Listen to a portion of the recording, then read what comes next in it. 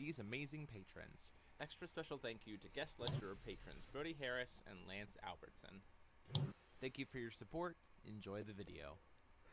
Hey there, everybody. This is DMO73 back after a long time and a lot of Force of Will with the Teacher's Lounge, your favorite Force of Will live podcast featuring myself as always and the wonderful Ryan Miles. Hey, that's me, everybody. Brandan Bremont. Wow. And Frank Glosser. How you guys doing? Are we all recovered from Japan? That's the word for it. 90%? I just landed in the States about 5 hours ago. So Oh, jeez. actually, I slept for like 2 hours when I just got back here, and I'm still just tired as well. So Yeah. we'll see if we can get through this. I believe in you. Oh! Oh, so much belief. I feel very buddy. So, Worlds, That happened. Worlds That was a thing, right? And I have to say, we all came at it from very different in terms of amount of time we were staying there, amount of time we were staying after, what we decided to play, what we were hopeful for, what we were doing. So before we get into the nitty gritty of it, just like first impressions, trip to Japan, Worlds, like quick sentence summary about your overall trip as a whole. So we'll start with Ryan. Yeah, I always go last. Come on, you can't do this thing. It was really fun. Like, it was less about the tournament and more about just interacting with all the people from all the different regions, and it was just a really fun time in that sense. Wish I had done better in the main event, but oh well. Fair. Frank? I'm going back. Now, I had a ton of fun. I was very happy with my preparation, the list I brought. Like, even after the main event, I don't think I would change more than like 2 cards in the list, and I'm pretty happy. Like, my overall positioning wasn't super high, but I'm like, given what we knew about the format and the way things played out, I'm not unhappy with the way things turned out. Like, there's this was a format that just had a certain amount of luck involved, and I am more than happy with my record. Sweet. And then day 2 was a blast. Brandon? I agree. My trip was just fantastic. This is the longest I stayed, and I was there with my brother and sister, and so it was a lot of fun. The tournament itself had a pretty heartbreaking finish for me, which kind of sucked, but otherwise it was a great event. I too wouldn't change anything about my list. I stand by that. I think that Hanzo Machines was the best deck. I think it was the correct choice for the tournament, but as Frank said, it was so matchup dependent that it was very difficult to really say anything for certain about what you should bring. Congrats to Charlie, by the way, best American apparently, and like it was a pretty disappointing tournament day 1, but day 2 was a lot of fun. I actually got to draft the new set, and I think that with a very low sample size, I can say that this is probably my favorite draft format that Force Will's ever produced. So Nice. Hopefully that comes to fruition. Hopefully, I really hope we see a limited GP this season. So. Oh, please, yes. I mean, It was a lot of fun. Every limited Yeah. game that I played of this set was a blast. yeah, I'm super excited to this week. Wednesday, we're doing a draft at my locals of New Dawn Rises, and then we're going to jump into a starter deck league. So I'm actually going to be live streaming me doing the draft and then my draft rounds. I'm very excited to dig into it. So I actually, on the plane, I considered for this very podcast, I have 3 points for this draft format to like improve anyone's draft game here. Sure. I don't know if we're gonna have time for that. I know we have a We'll lot see. to talk about. No, we'll do a limited episode later, Brandon. sounds good. I like this Better. idea. Whole episode. A whole episode. I'm going to be the student. for that I'm episode, committing but listen to you Jeremy guys. to this with no backing. Yeah. Just really quick, that one drop village that flickers things is an absolute bomb in draft and limited. So like, take that very highly. That's all I'm gonna say. Yeah. I mean, it's pretty. It's I can pretty like just protected. think about Also, all the good entry abilities in the set. It Given sounds disgusting. given the whole store GP setup and that change, we just gotta find a store owner who can get on board with us, Brandon, Oh my and they my can push it. my LGS runner will do that 100%. So all right, I guess I'm going to Arizona for a sealed GP. There we go. So, this trip for me was very different, in the sense that You didn't play? I didn't play. Let's see. How many games of New Frontiers did I play? 0. How many plays of Seal did I play? 0. How many rounds of Draft did I play? 0. How many rounds of Epic Stories did I play? I don't know, Ryan. How many rounds of Epic Stories did I play?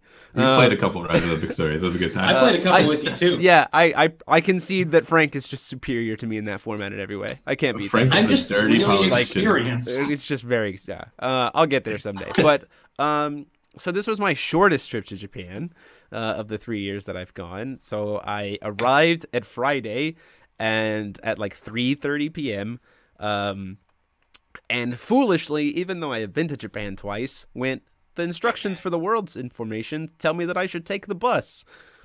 I have been to Worlds twice. I have been to Japan twice. I should know better than to take a bus. I should have taken the train, even though it was 3 transfers. Like, I was on that bus for 3 Goram hours, which should have been a 3.5 maybe. And I still had to take a train to get there. Thankfully, I made it just in time to be able to meet probably my favorite artist of all time, which was Wednesday. That was like, blew me away. He has, I'll grab it here in a little bit to show, but he drew me a custom playmat, and I ended up picking up the art panel that he did for the bingo, and he signed all my Alice's. Like, I went all in on Wednesday this trip, and that was super rewarding. And he gave me a big hug, and it was like, after a long day of travel, to have the artist for everything Alice in Wonderland come up and give you a big hug is like, it made everything worth it. And then doing the stream was really fun. Like, I walked in with a mission for what the stream was going to be in terms of what I was going to show. I was a little bit nervous that the tournament players weren't going to give me very much to work with, but the ingenuity of players gave me a lot of stuff. We ended up seeing 8 of the 10 rulers just in the main event because I think Terry Lamberson, who was playing Isis, we put him on stream, sideboarded into Fushi. So I got to see Fushi in there as well. And then we saw 2 different green base Hanzos in the same match, which was interesting. And then on day 2 with Ryan, I got to see Chimimi. So like, over the course of the weekend, I showed off 9 of the 10 new rulers, which was like, I couldn't have wished for a better outcome other than getting 10. Which one's missing? Lich? Oh, yeah. Nobody played Lich. But like, I walked in wanting to show off as many different rulers as possible, and I showed off 90% of them. Like, could not have wished for a better outcome on that one. All of the guest commentators were great. We had no technical glitches. We had a couple times where someone who will not be named kept kicking my camera. Asshole, God. So I had to fix that.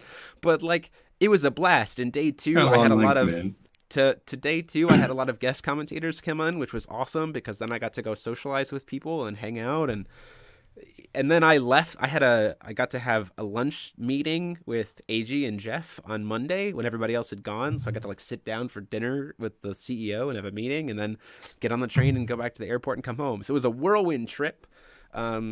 Very different, being more business related than anything else, but I think it was still like a dream come true. Like, I got to run the World's live stream. Like, I can't really argue with that. So it was awesome. I had a blast. Excellent. So I hope you guys enjoyed the That's stream. We'll be putting the videos up on their YouTube channel soon. I think they should be ready to go public here in a little bit. Yeah, if you do want to watch the live streams, if you just go to the VODs for Twitch, Forcible Japan, whatever the heck the channel was, I've been like skimming through them, look at the New Frontier stuff. Especially. Do you see did it show up as the clipped rounds? I didn't. I did it like the day after Worlds. I was like itching to see more Forcible stuff, so I don't think it was. Because I went in and clipped all of them to be just the matches, so hopefully you can go see them. But yeah, it was a ton of fun. So with that aside, let's talk about the world after Worlds. So moving into this new season, what might come out of this new season in terms of the WGPQs and the GPs, and what New Frontiers with this new Dawn Rises, this new Valhalla, looks like, in your opinion. You guys have experienced it a little bit, so kind of just talk about what you're thinking as we move forward. So I think that kind of like when we talked about after Wednesday Ominous Moon came out, we were talking about how the format felt very open, that there were a lot of decks, but then it kind of just turned out to be a Scheherazade format again. I think that it's a very similar place here where I think that Gil is coming out of the gate as kind of the boogeyman of the format. That I think that when you go to the 8K, which I think is going to be the event that kind of hallmarks this format, is that 8K that's coming up on October 20th. I think that your deck either has to be Gil or it has to have a plan to beat Gil. But beyond that, there are quite a few options. I think Keurig is not out of the question. I think that Ryan brought a very interesting Chamimi aggro to day 2, and I think that deck is very interesting. I would like to notably say that I do not think IU is very interesting. I think that day 2 tournament people might see that IU got second place and think like, oh, IU's on the table. It really isn't. That tournament, the structure of it, being a single elimination day 2 tournament that a lot of people were not prepared for, is going to cause some random flukes, and I believe that Flute is among them. But otherwise, quite a few other interesting decks to think about. Imul's kind of on the table, a little bit less so with Gil being the best deck, but yeah, lots of things to think about. Frank, Ryan? Yeah. I think that if you are preparing for, say, the 8K or any other, like, basically not like bigger upcoming event, there are 4 decks that you should absolutely test against, and those are Chamimi, Gil, Keurig, and Time Spinning Witch. I don't necessarily think that Witch. Oh yeah, Witch is great. I'm sorry. Witch has a lot going for her. I don't know if she'll like the big problem with Witch is that like a lot of the conventional builds of Witch are pretty soft to Lorite, and Gil is the boogeyman of the format. So unless someone comes up with a slightly like off Time Spinning Witch that's a little less soft there, I don't think you'll see her rise as much. But she does have arguably the best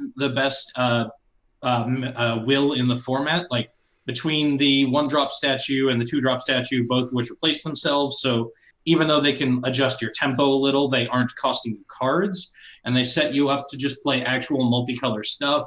And there are actually quite a number of like reasonable blue cards to deal with your basic stones. That I think that she has a place, and you should at least test against her, even if Gil ends up pushing her down. I think in the near future she's going to be very popular, and she's not something you can go blind against. Yes. I have a few things I'm interested to do some testing on. One of them being either Brunhild or Imul. I kind of like White has a bunch of really good stuff right now, and I think that one of the nice things being that with the way Rune's deck work, you can go between those two without really costing yourselves much. And so I think that whatever list comes out there in White is probably going to be one of those two main, one of those two side, and sort of it's always going to end up this mid-range deck, but it's going to end up like adjusting to be the best mid-range deck for a situation by switching between those two. I personally am also a fan of Isis right now. Like I've been toying with it a little, and I've enjoyed the deck a lot, and it has a lot of good things going for it. But Frank, can I target my opponent with Whirlwind Conflagration 6 times? No, you can target them once. Okay, good. I'm just making sure. Surprise! You grab the one like non-twitchy judge. All right, hold on. That nonsense. What if I target my opponent for 200 and I target my resident for 400? Can I then target my opponent for 600? Nope. You declare you declare up to 6 distinct targets, and you declare the order that you targeted them. So you declare which one's 2, 4, 6, 8, 10, 12. And then you go from there. Opponents and resonators like in other games, if I can see them from my table. Yeah. What if I can see them on stream? What if I can see them on stream? Call a judge and shoot you down. What if I call them on stream? Like if I see them playing on stream, can I activate Whirlwind Conflagration? Get him over there. Also, I would like to note for all of the guff that card gets, it's actually been like a key card in like about it's really 60% important. of the matches I played with the game so far. Like it is not a garbage card. Oh no, I think that card is very fun. I did, however, see a very silly mana. In what universe are you resolving 5 mana spells while Gil is the best deck in format? I did see a very interesting twice. I did. You don't do it against Gil. Like, yeah, obviously. Like I'm not saying it's like in every match. I'm just saying like in the matches where it was something you can expect to resolve. It was good in a lot of games. I did see, and like it got a lot of like shit as being an absolutely unplayable card. I did see a very like I heard multiple people saying that not putting it in your rune deck was correct, and I would say that they are very wrong. Yeah. I did see a very interesting play where someone was losing the game when they were red, and they went Whirlwind Conflagration, target myself for 14. Good game. Nice. They were just like, okay, and we're done. Perfect. So I'm going to answer a question real quick. Travis and Tamara, in terms of sending your address twice, if you got an email confirming your address, then you should be fine. If not, then there should be a way for you to email them to say, hey, this is what happened. I think there's like a specific, like FOW info or something. There's a email address somewhere to be able to contact them. That would be the number one way that you should get at that situation. If you didn't get the second confirmation email of your pricing or your first, then like you should email them like ASAP. That would be how I would start that. So with that out of the way, Ryan, what's your thoughts? So I've been playing a lot more New Frontiers than I normally would. Like, I usually typically don't play test too much, but I got the stream a little bit yesterday. I played the Day 2 event. So it feels like Gil's definitely like the front runner, but the problem with Gil, and it's kind of like the same problem that Scheherazade had, is that like there's a good Gil list that's right now, and it's very exploitable. Like, there are different cards that Gil needs to be playing to beat different decks, and it just can't play all of them at the same time. Like, you need Winds of Salvation to beat Karura, but if you play Winds of Salvation, you're weaker to aggro decks because it's not a Spirit Magic, so it's going to just cost you 3 mana to play. But it'll be good against, like, the slower control decks will be better to Time Splitting Witch. Time Splitting Witch is going to beat pretty much everything that's not a green deck, because there's just no answer to Distortion of Time except for Lorite. Like, there is Evil Elemental Uprising, but, like, it's once they get to, like, 4+ stones, they can just go cast Distortion, hold priority, remove Distortion Goddard, and there's nothing you can do about it except for Lorite. So a lot of the non-green decks, like the Broomhill decks, the black decks, they just like cannot beat Time Spinning Witch because they just don't untap twice in the game, and it's backbreaking. Red aggro is still good. It's like only Keurig. I think Isis is cool, but again, like it's just not as fast as Keurig, so it's going to have problems against Time Spinning Witch. It's going to have problems against Gil. Chimimi feels really good because it's got a lot of gas out of the Rune deck, where it's just an aggressive deck, or it can even be a slower deck. Like Chimimi can play Rune Stories, Winds of Salvation, and just try and Kararas and just try and play slower. I preferred the aggressive version because I felt like it had a better chance against like Time Spinning Witch, where you can like aggro them down while leaving open like 1 mana a turn for Lorite and stuff. So yeah, I think like if you're gonna like find a deck that's gonna like crack the top 4. And then like black is kind of fringe playable, but black has problems against Time Spinning Witch because no Lorite. It's got problems against Gil because Gil, like you can run Gil out of cards and then it'll like flip and go Gentle Breeze, search, draw cards, just Spiritual Guidance, draw cards, and it'll like refill itself and counter your important stuff. So yeah, very much so. That's the problem with Gil against discard. Is it's like if you're not careful, discard actually just helps Gil, because sometimes Gil just wants elementals in the grave but can't find a way to get them there effectively. So if you're like, well, I just put a bunch of elementals in your grave for you. Sorry. I think more pressingly too is that Gil just flips and then like can tutor and cast whatever he needs. Exactly.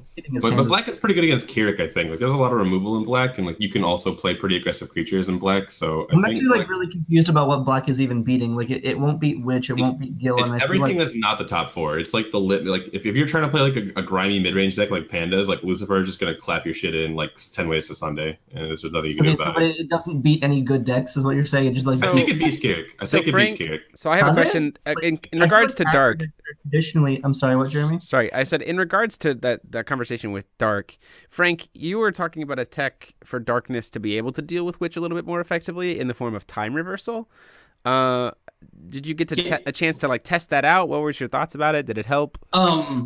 It was so like it obviously like you can see the like I guess does everyone else know what Time Reversal does? So Time Reversal for the stream. So Time Reversal is 1 black, draw a card, gain a mystery counter, or you can awaken it for 3 mystery counters, and at the end of your turn, all your entities recover. Right side of Time Reversal is we have enough good removal right now that Time Reversal is just decent in almost any match where like creatures are good, because you can just play like 1 mana short of your like on curve threat Time Reversal, then on their turn you're just holding up 1 or more pieces of removal, and so it's replaced itself. So it's not a dead card, and it's actually a pretty decent card in a lot of matchups. Like I actually found myself wishing I'd drawn it more against Keurig, because I played Rhea into Lucifer on day 2, and it was very good. I did not run a Time Spinning Witch, so I didn't get to test how good it was in that matchup.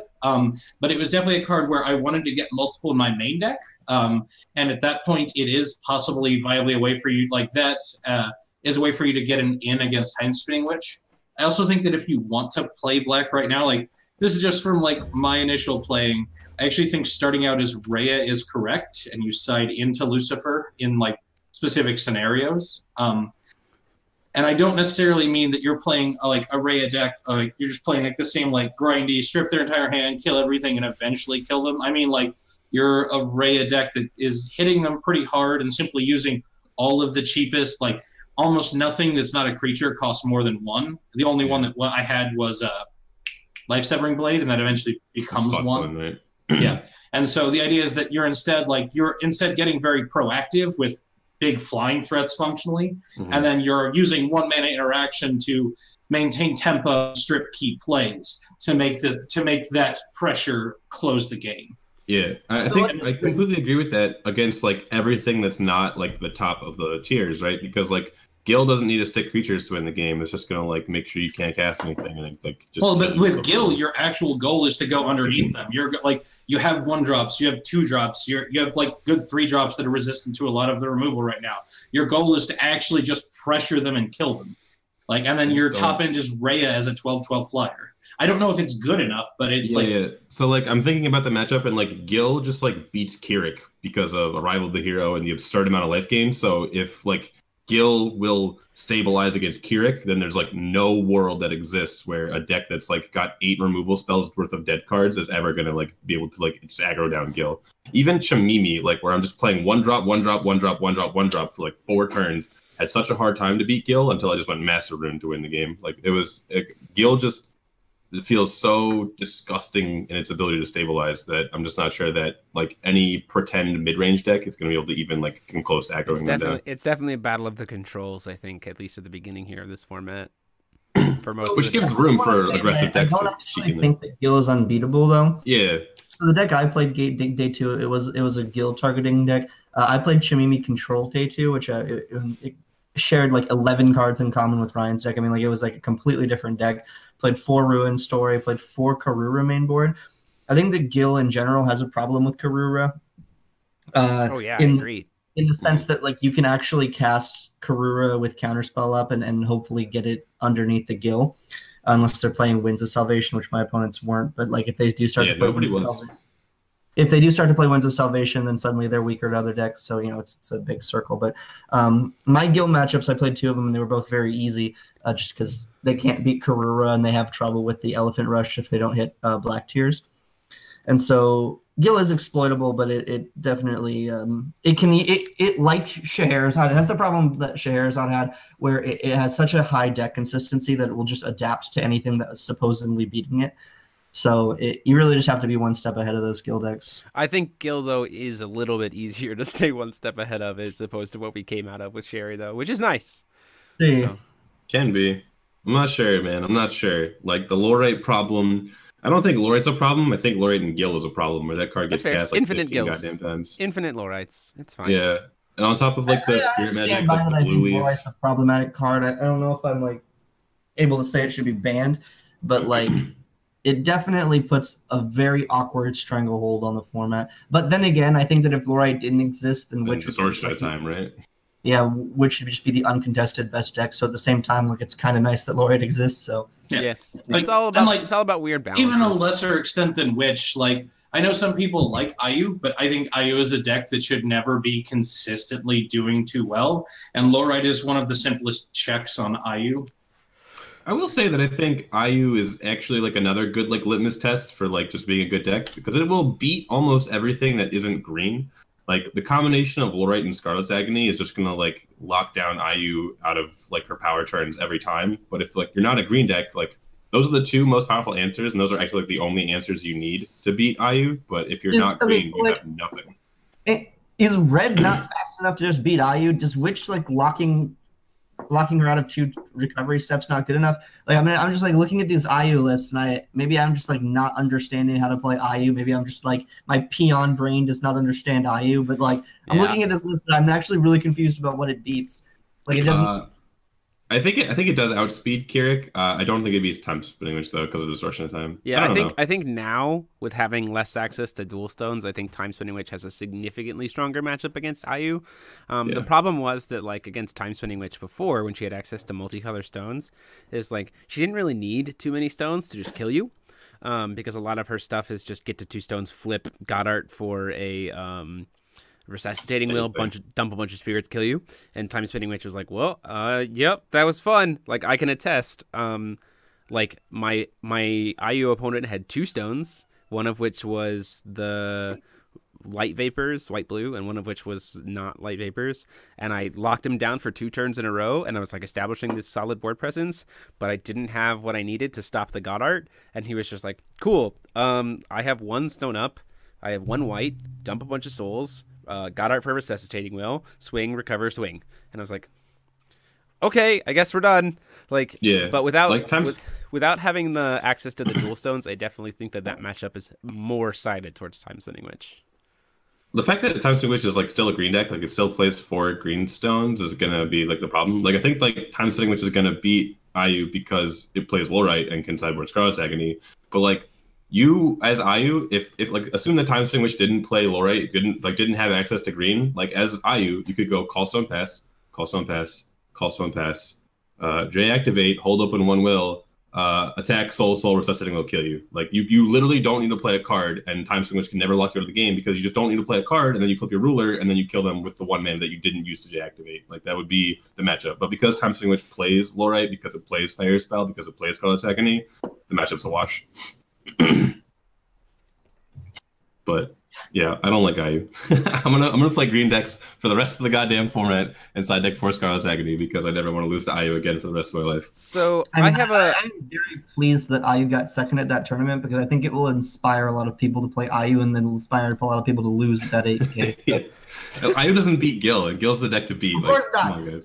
It's got to have like a 0% against. It's approximately 0%, I believe. So one of the things that I think has been nice in looking at that I'm excited about moving forward in New Frontiers is I'm excited to see people toy around with siding in and out of Divinity Rulers, like having a rune deck. Because you can have a rune deck even if your ruler doesn't have Divinity. So this idea of like you bring in a rune deck and then like sitting in your sideboard as a rune ruler. Or like Frank was talking about, starting with Brunhild, sideboarding into Imul, stuff like that. I'm excited to see people in a single color format. I have to feel like that has a lot more strength to it than it has before. Outside of Gil, I mean, like, sure, you could probably make a Gil control list and then like sideboard into Chimimi control for the mirror. But let's be honest, Gil mirrors are never going to get to game 2. So like that's not going to happen. But like there is a lot of, I think, more strength to utilizing utility into forms of ruler swaps and then making use of the rune deck when you maybe aren't game 1 or suddenly abandoning your rune deck to go into a non-divinity ruler that you might have a little bit of an edge with or better utility. I'm excited to see what comes out of that and good utilization of that. I think there's a lot of experimentation that can come with it. And that's what makes me, I think, most excited moving into this New Frontiers era, especially at my locals, because my locals ultimately is not like super duper competitive, but they do like to get very creative. So I'm excited to see what comes out of it. And once again, this season, I'm focusing on doing live streaming and coverage again. So are you covering the 8K, Jeremy? Maybe. So I want to comment on something you said. If you ever have a deck where you're like, oh, in this matchup, I never finished game 1, get faster. That's not true. No, not in the Gil mirror. You have not played the Gil mirror. No, you have not played the Gil mirror. It doesn't end. It doesn't end. I admit that there are some times where individual matches go in such a way. I'm specifically talking about Gil mirrors. Yeah, no. No, that's what I mean. It's like, no, that I mean individual instances of a match can go long, but you should never be planning on a match taking so long that you don't complete the match. Oh, don't get me wrong. I'm not saying that you shouldn't. So I agree with you, Frank. I agree that the entire player base could stand to get faster. But the trouble with the Gil mirror in specific is that you are very incentivized to move second as the Gil player, which makes it so that neither player does anything for a very, very long time. Yeah, agreed. Which is like, fine, don't get me wrong. Draw go turns should not take much time. But here's the thing. Don't get me wrong. I'm not saying that you shouldn't potentially, knowing that Chimimi Gil or sideboarding into Chimimi is going to make your Gil control like Gil mirror suddenly better. Like, I'm not saying you shouldn't think about the idea of sideboarding Chimimi. I'm just saying, do you really want to commit a bunch of your sideboard slots to sideboarding for the Gil mirror when you're probably not going to get to game 2 against Gil when you're playing Gil mirrors? Like, would you rather just use those utility slots for something different? However, it is a lot of draw, call, stone, pass, draw, call, stone, pass, draw, call, stone, pass. But at the And same that time, should not take much time. No, it's not a does. function of call, stone, pass. It's a function of I'm going to search my deck, and then I need to look through my deck and then present it to shuffle, and that will It takes eat up a lot of 20 time. seconds. And you It need takes to a lot of play time. 75 times for in a fucking 2 year. seasons and went to and drew years? less than. No, he's simply arguing that like the act of tutoring and shuffling when should both eat up players your are doing time. it, do you remember I how? played a deck that tutored once a turn? Do you on remember? average? Do you remember for an reflect entire mirrors? season and Yeah. didn't draw more than a But it single game killed the whole people season. 3 times. The deck had the capacity to kill people on like turn 4. Gil doesn't have the capacity. Gil decides that the game is going to start Like, happening on turn 4. If you're playing a deck You're both where doing you it. need to tutor and shuffle a lot, you need to get fast at No. tutoring and shuffling. The Right. only way that the Gil mirror ends is when another player's Gil dies. And the only way that a Gil dies is when someone makes a fucking giant mistake. So I have to assume that my opponent's going to have a brain, not make a giant mistake, and we're going to be going on for a while, literally going through every card in our deck before I finally kill their Gil and win the game. Or I have to assume that they're retarded, and like that's just like a worse assumption because then I just win the game anyway. Why am I cyber It's a lot. It's a I lot would like to the note old. for reference, your brother was actively ecstatic the first time I told him that we thought you had a game finished before like time would have been. Like, I mean, so yeah, this is not the guy to personally- take advice from time in a match on.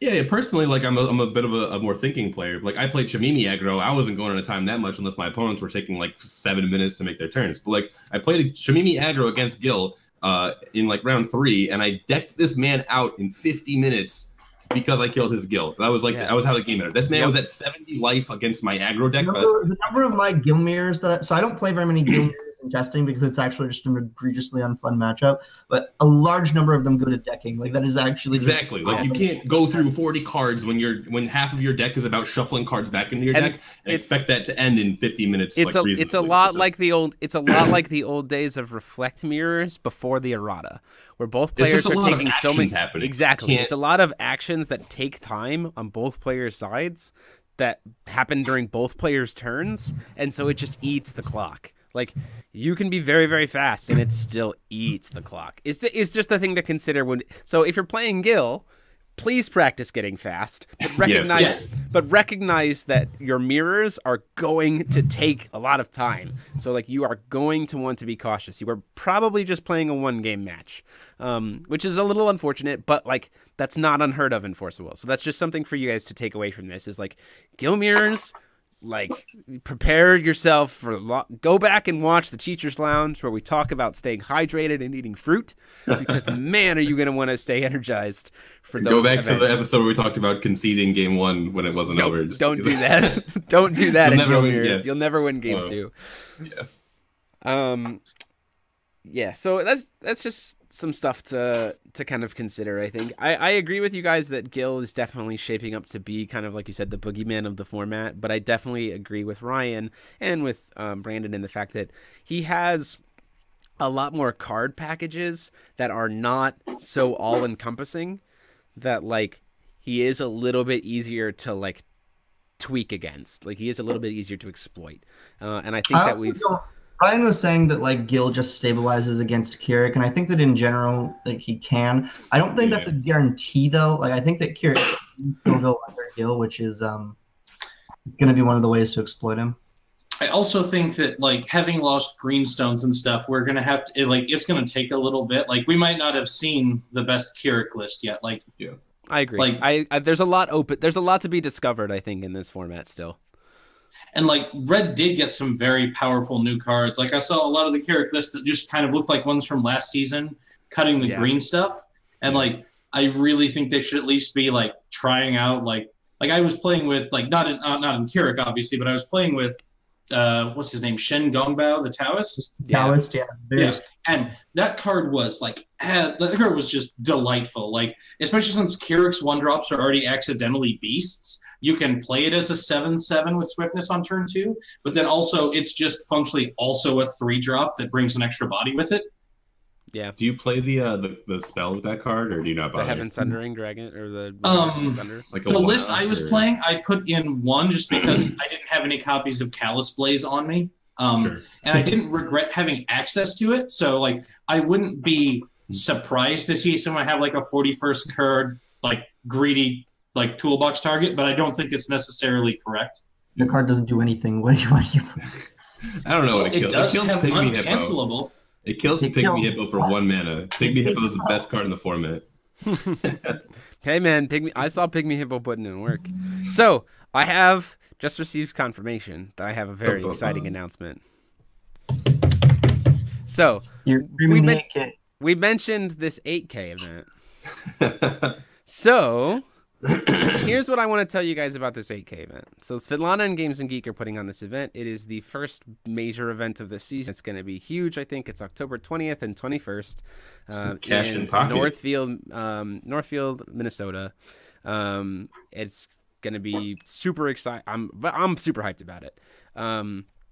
It's 8K in prizes, with 4K plus of that being cash. So like take that away. That's a huge cash prize event. I have my phone here super close to the camera so I can make sure I get all the information right. So leave me alone. I just wanted to also join the party. Sure. So it's gonna be first place is $1,900 cash. Second place is $900 cash. Third and fourth each get $300. Fifth through eighth all get $150. So like just top 8ing, money. Like that's pretty nice. Now, 9th through 16th, we'll get prizes ranging from booster boxes, European dual stones, judge promo IUs or other rulers, uber rares, non-VIP uber rares. So these are like not prizes like from that. A lot of other things, including, let's see, she posted another update. I'm trying to like find it in terms of like all the way down to like 84th place, like get prizing here. It's insane. So top 8 also get limited edition time spinning witch Malaysian energized tokens. 9th place gets a gold Charlotte ruler. 10th place gets a silver Mikage. 11th place gets a bronze Featsing. 12th place gets an acrylic 0. 13th place gets an acrylic Mikage. 14th place gets an acrylic Featsing. 15th place get an acrylic Charlotte. 16th gets an acrylic Mars. 17th through 21st, 4th get a AG signed promo Cheshire Cat. 25th through 34th get a limited edition. Jesus. 25th through 34th get a custom limited edition Malaysian Lich energized token. 35th through 84th get custom limited edition Hanzo Malaysian energized tokens. 85th through 100th get Japanese promo cards, recent ones. They're also going to have exclusive playmats, banners, all kinds of everything. Everyone's going to get at least 2 promos just for entering. Lots of I think they're also giving a playmat to everyone who enters. But here's the biggest news, and this literally just got confirmed when I was messaging to Svetlana. This is our first WGPQ. Yeah, I knew it. This event is your first. This event, not only is this some of the best prizing for everybody who shows up of any event we've ever had in Force of Will, but like this is your first chance of this season, not even a month after Worlds, to win an invite to next year's Worlds. Now let's break this down in the fact that we're not entirely sure if more players equals more paid invites as it has been in the past. That structure hasn't been established. What we do know, however, is that first place, paid trip to Worlds. So not only do you get $1,900 cash to just burn in Japan, and you also get your flight and invite to Worlds for next year. Done. And then if you get second and third, unpaid invite. There's going to be additional prize cards now because there's prize cards coming back this season. Don't know what they are. Can't confirm anything about that. But like, burn hell. It could definitely be some of the new rulers. So like this event is going to be insane. Like you cannot afford to miss this event if you were having any idea for competitive nature. Just showing up gets you so much. And then you have a chance to play for your invite. Like this is the short, like what off season? There isn't one. Like, and if this is, I think, here's one of the major reasons why I think this is insanely important for people to come to this event. And I'm sure Svetlana's announcing it on the Facebook page now, and that's great. But I'm about to post it on Facebook. Can I click it? I've got it typed up. Sure. Excellent. I was ready to go, man. I'm excited about this. But I even linked ruler school, so. So here's one of the reasons why I think this event is huge. This is the start of a new era of the competitive circuit in terms of the WGPQs, right? So like we need to get as many players as possible to this event so that we, one, show stores outside of Svetlana, so we can show Svetlana support, because this is insane how much pricing they put on the line, how much work they did, even before it was announced as a WGPQ. But secondly, we need this event to explode so that we can show other stores that if you get a WGPQ, you got it going on. Like, you got to make it big, and it's worth your time to make it big, because if you make it big and you make it a WGPQ, players will come. This is the first step in this kind of launching point. So, like, if you are going to go, if you have any possible way to go, and Minneapolis, which is like an hour away from the event, is not expensive to fly to. It is a cheap airport to fly to. Like, I'm literally in the process of buying my ticket as we speak. Like, I just pulled up my flights. I'm flying out of Phoenix, which is a traditionally more expensive airport, and it's only $150 for me to fly to Minnesota. Yeah, it is for me to fly to Texas, which is so like this, very cheap. This event is cheap to get to. You know there are going to be players there, so get a group, fly to this event, get a room, show up, and let's make this some hype. So like I said, I still have to work out some details and see about if they're gonna send me to stream it. I really hope they do, because I want to make sure this event gets seen. But at the same time, even if I can't make it there, it shouldn't matter, because you should already be there participating in it. So it's like, it's just so amazing to me that we're actually like getting an event with Worlds invites 2 months before we would have normally even gotten dates for our tournaments. I know. We don't have an off season anymore. Like, I get to play Force of Will with the first set of the cluster, and it's good. I got to be competitive. Like, oh my goodness, how does this happen? Like, this is such a good step in the right direction. I'm very excited about this. Yes. Yeah. So absolutely, I'm very excited to be able to bring that announcement to people. Now I gotta stop giving away all my decks. So no, what have I done? No. Give away everything. That is the other thing we should talk about at some point, because I talked about Brian with this more hand. Brandon, I just combined the two of your names in a portmanteau. I'm sorry about that. But I talked about Brandon, some of this in Japan and before this, but I think that like certain players overvalue like deck secrecy in this game. And I think that a little bit, yeah. Such as my entire team, if we're being honest. But like, I think it really hinders your ability to get honest feedback on your deck. And that's the most important thing, is simply like, your deck will be weaker for the fact that because you kept it secret, it can only be tested to the extent of your ability. And that's simply weaker than testing it to the extent of the community's ability.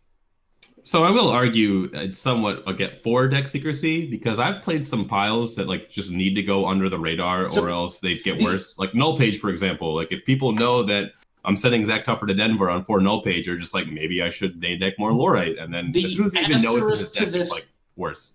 The asterisk to this I will put is that there are some decks that have like Silver Bullet hate cards that need to go under the radar. The example I would give would be last season, Umar combo was like very powerful, but if anyone brings the appropriate hate for it, the deck just folds, because it is simply a cannon.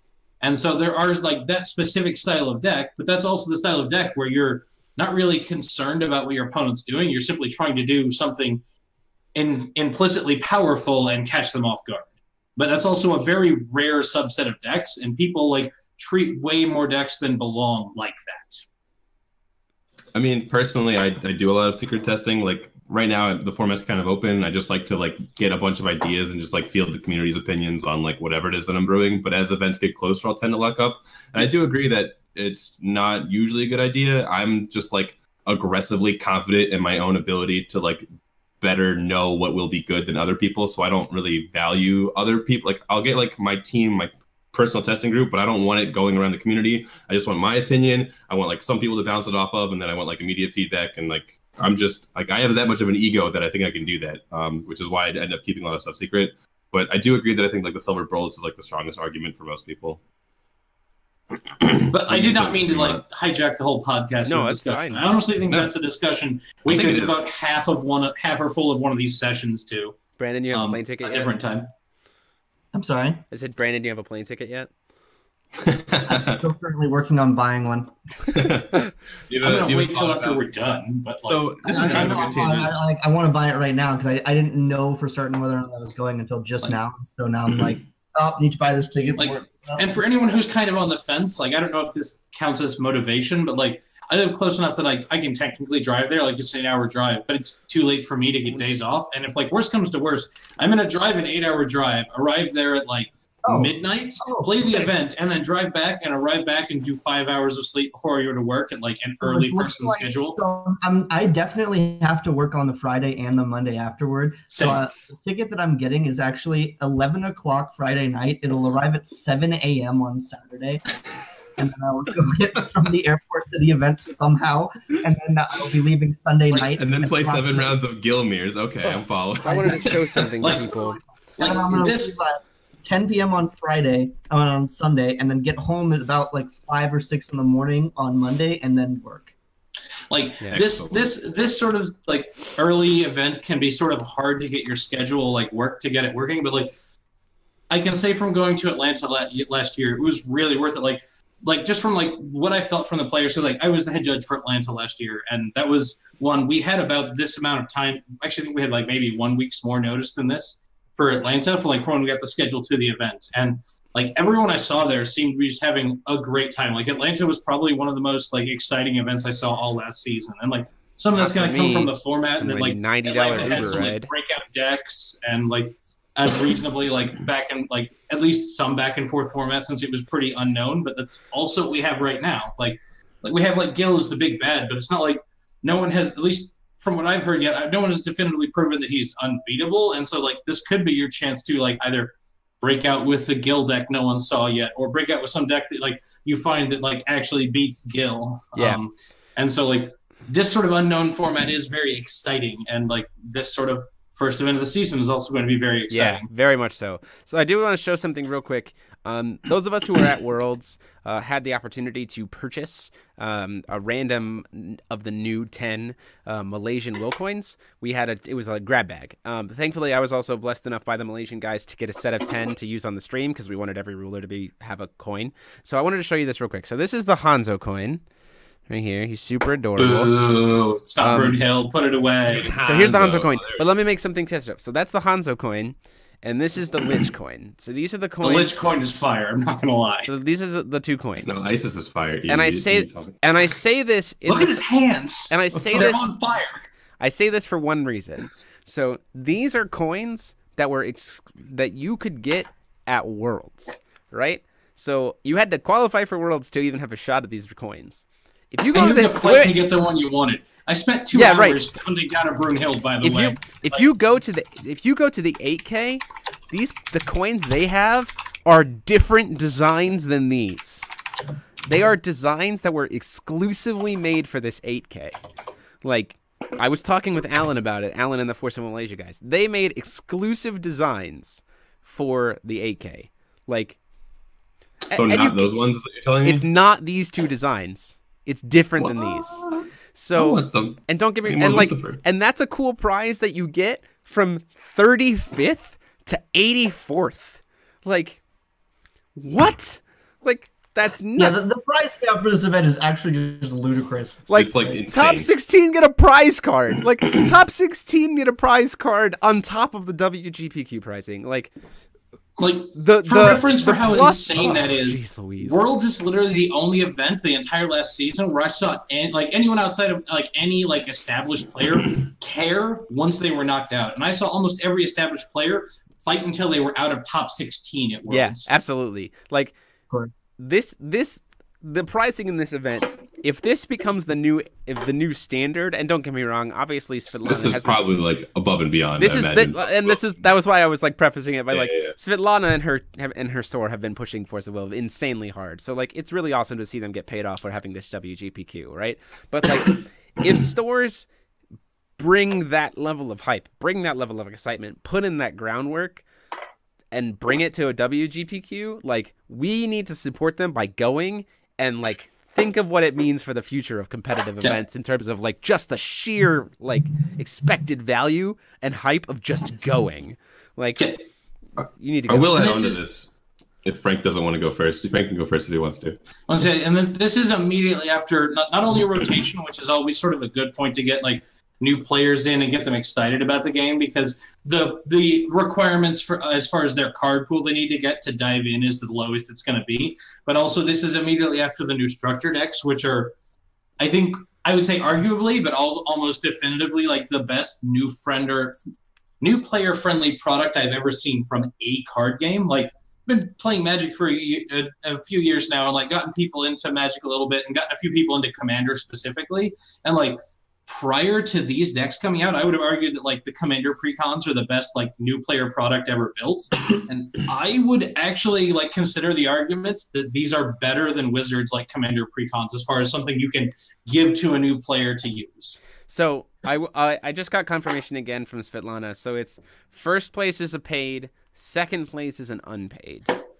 And that's it. And that's it in terms of invites. But that doesn't change based on the number of players. It doesn't seem like it. So like I think that's probably part of the new system. The new like WGP I think for the new system, they're putting a cap on what the store ones can hand out for invites, and they're heavily increasing the invites at the two company founded ones. Potentially, like, we'll have to see what they haven't given to us yet. But this sort of like speaks to me that we're probably going to see like multiple places get paid, no matter the attendance at the company founded ones. Although we should probably still make them highly attended if we can. Right. Yeah. So then it's also going to be so she's working with the company to get the top 8 cards in time, as well as entry promos. So we don't even know what the season's like entry promos are, and like Svetlana's already on it. Like Svetlana's already working on it. It's going to be Lorite, I guarantee it. Because...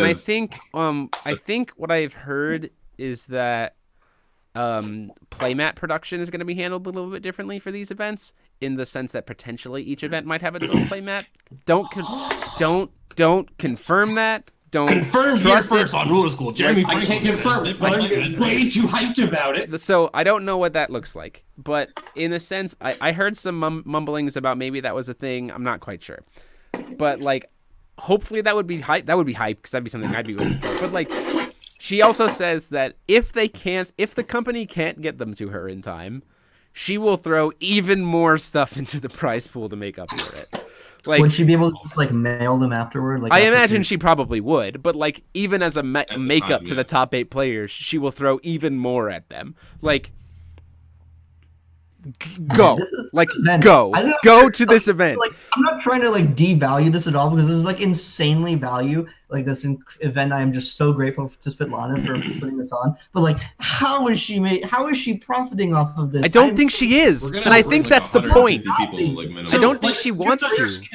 She's not in this. Like, she's not in this for like. There's clearly someone who's not in this for the short term. She's not looking to profit off of this event. She's looking to profit off the game as a whole. And so this event is an investment to make the game succeed and make players turn towards her. Like I agree. If you really appreciate what Svetlana's done there, then like it's like, and by the way, I was not paid by Svetlana. I'm just like, I understand a little bit of business. The next time you need singles, shoot her store a message and like have them like buy and mail you singles. Like, that's sort of how you repay something like this. Like, that's what they're going for. Like, in the long term, I would book my plane ticket. So I'm like, if Force Will survives long term, this is a bid to try and become the Star City of Force Will. I agree. As weird as that sounds, wholeheartedly, I agree with that, and I think that what's she's the on the right track. Like $20 or $25. I think it's $25 to enter. Yeah, so like you bring 100 people. That's insane. 100. Yeah, like I'm expecting there to be between 100 and 150 people, like minimum. So just the entry fee alone is an insane value. Like, this is someone who like. I would have told you like last season, like the CLG, like this is one of the secrets of the CLGPs is they were just crazy value. Yeah. Like this is the sort of thing where like 35 is the entry fee. Just participating is almost guaranteed to like more than make up your entry fee. How much would you pay for one of these coins? How much would you pay for one of these coins? Wait, do you want the like my estimate or how much I paid for them on average? Like an estimate of like if you've never purchased a coin before and you want to purchase a coin flat from like someone like Nick Blandon or somebody else like that, how much would you pay for a coin? I think their market value fluctuates between like $15 and $25. Perfect. How much How much is a usual participation promo to GP? What, like 10 to 20 based on how valuable it is? Depends on the card, but like last seasons have actually held pretty steadily in the 20 to 30 range. Okay, sweet. You're gonna get value for your entry like fee. just entering and then a playmat. Ta-da! Congrats, you made your value back at 35. Severing Winds was like banned in everything, and it still held 30 like 2 weeks before rotation. It wasn't banned in Epic Stories. That's why.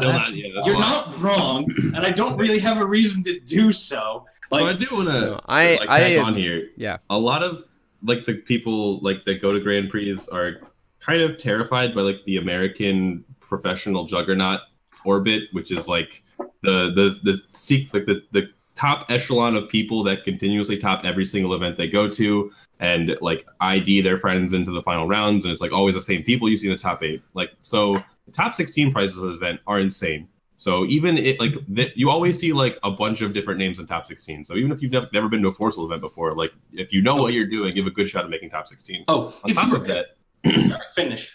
On top of that, this format is wide open. We know that Gil's a good deck. We know that Time Swingers is a good deck. We know that Kirk's a good deck when we're figuring out that Shamimi's a good deck. But the way that you beat each of these decks is very, very different from each other. Like, you need to do very different things against all of them. So if you bring almost any deck and you have a good matchup against like 2 out of 3 of those, or like just a handful of them, then even if you do get paired up against like one of the best players in America and you just have the matchup on them, like there's still a good chance that you can probably just get them and make your way to the top 8. So if no one in this game is unbeatable. No one in this game is unbeatable. We're not back to the format where if you play against Aaron Miles on Fox, it doesn't matter what he's playing, he's going to beat you. It's not the format where if you play against Brandon Beamer on Scheherazade, he's going to beat you. Like there are, like if Brandon plays Keurig and then you end up playing like an anti-aggro, like 4 miscalculation Panda deck, like you can beat anyone if you bring the correct deck. I agree. So I definitely recommend that like if you put the time into testing for this event and you accurately read the meta, like anybody can top this event. I'm still gonna win the finals, but I'm already seeing people in the chat going like 15-hour drive seems worth it. Let's go. Like that's what I want to see. Like go and share this event out. We want to get it. Piggybacking on something Ryan says, by the way, if you're interested in decks or like if results at all, demand more than top 8. Like look for the top. Like in any event, look for at least the top 16. In any event that breaks 150 players, like look for the top 32. We will be working. We'll be working here on this channel to try to bring that. In that range is something that was simply lost the win in. Like they are hands down always worth looking at because they're often either something completely unknown that simply didn't have enough players on it to put a proper showing, or a deck that had like real potential but was like 1 or 2 cards off, or like a few cards off. Like that has definitely been my experience. Like watching events and like the occasions where I can get the stuff reporting on them is like at least top 16, if not top 32, is always worth looking at. Yeah, I agree. And we're going to be working really hard this coming, I guess not even next season. I mean, it's already just like this new era of Force of Will. We're going to be working really hard here on the channel to try to bring you guys as fast as we can top 16, potentially top 32 lists. Yep. I'm working with the company right now. We're trying to figure out in terms of like what we have to admit that some of the WGPQs are going to be bigger than others, right? So there's this question of like, what does it mean for a WGPQ to get a stream? Like, how big does it have to be in terms of that? And so that's kind of being worked out. And that's kind of why I was saying, like, also with the time span of it, like this is a little bit fast. So we have to figure out stuff on that end. But like, I really hope to go and stream it because I want to show off all of the craziness that's going to happen. But like, know that your resources in Force of Will, whether it be this channel, whether it be Team ARG with Ryan and Brandon and Frank, you guys have your website where that you guys do articles and stuff on. Like this stuff will be covered. Like we talk about it here, but we will cover it. So like this is a new it's a new era, I think, for information about Force of Will. So like join it. Like we covered like from Collinsville, like I had easy access there because I was the head judge. So I covered all the way down to 32 in Collinsville. I tried to get all of that for Denver and just like got busy being happy that I made top 8 and forgot to get the lists. But like I will work with the judges to try and make sure we can get like the top X available to people if we want to make sure there's coverage on them. Yeah, absolutely. And if someone wants to make Christmas happen in October for Frank, make the prize card for Svetlana's event, Brunhild. Like, I want to know. So Lich is what I'm hearing. Valkyries is my jam. I'm hearing Lich. I'm hearing Lich. Lucifer. I'm hearing Lich. Lucifer. No. It's gonna be Chimimi. It's fine, guys. It's fine. It's gonna be Chimimi. I mean, I'll Chimimi. live with whatever happens because, like, I actually don't dislike the flavor of any of these rulers in this set. Like, they're all pretty cool, but I just have a favorite. Yeah, so I think except for Adam Seacart, you can fight me on this, Jeremy. I have no love for Adam Seacart. that's okay. You're allowed to not like the fun bunny dude. Like, that's fine. Okay, the one resonator or the one ruler you don't like has a playable resonator, so it all works out. Yeah, exactly. So the Adam Seacart resonator is pretty cool. I put that in some decks. It's like one of my favorite cards. I know it's one of your favorites, and like I feel ashamed to admit it because it's the most control-y of control cards I've ever seen, and can't possibly be the worst part. It can't be a win con. It has no attack. Like, give it just sits there. It just sits there. So I can ostensibly punch someone with it. Cannot attack on it. You also says can't on attack. Yeah. So it has 0 attack and cannot attack. It's the worst. Why? I just give me like 300, so ostensibly it's a clock, please. So, but I also am not on the same page as anyone else here on control.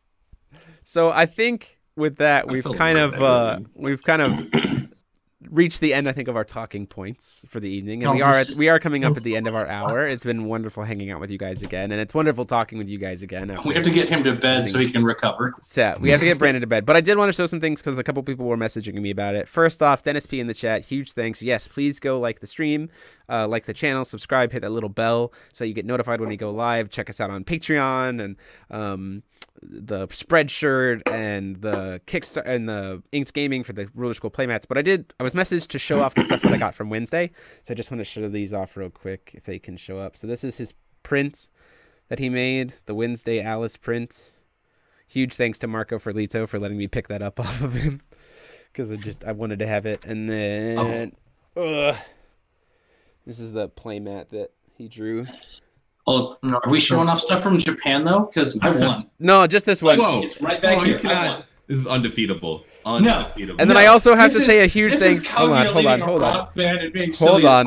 win. I'm just showing these off because I was asked to. But also I want to give a huge thanks to Brandan Bremont over there for the gift that you gave me at Worlds, my friend. The Welser banner. That was awesome to get. That's cool. But thank you guys so much. Please go check out Svetlana's event, Games and Geek. They're 8K. There's links on the Facebook group.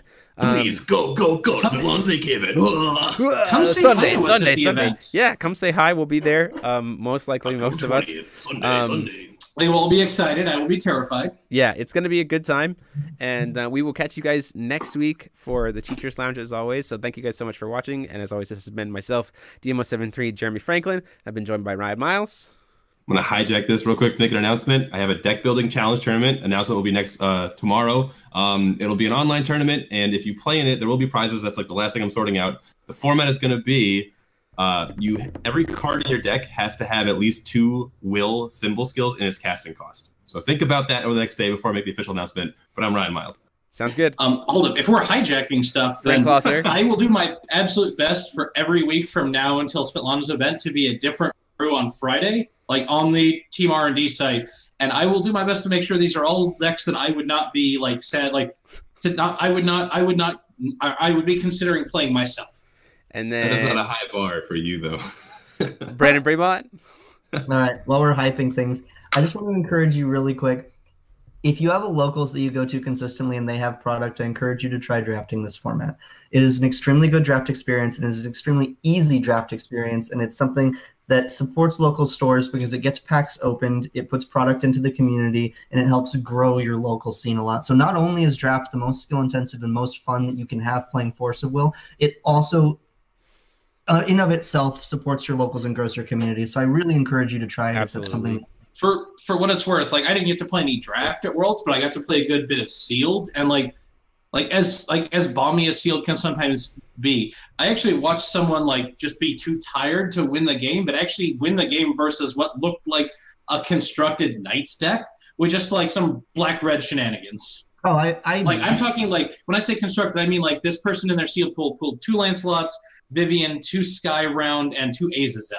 So I played against that deck in draft. It had double Lance, double Viv, 3 Sky Round, and then a bunch of Knight stuff. And that was disgusting. I had to watch that match. Deck, though, because like this format is so incredibly interesting that there's like a lot you can think about and a lot you can do. He Like, didn't the just whole win. rune His mechanic- opponent quit in despair. The whole rune mechanic is just like so cool for draft because you like need to pick Yes. up a certain number of runes. All the rulers are great. Anyway, I'm We sorry. will talk more about drafting in this format, I think, next week, potentially, because I will also have drafted at that point. But thank you guys so much. This has been wonderful. It's great to be back, and we will see you guys next week. Bye.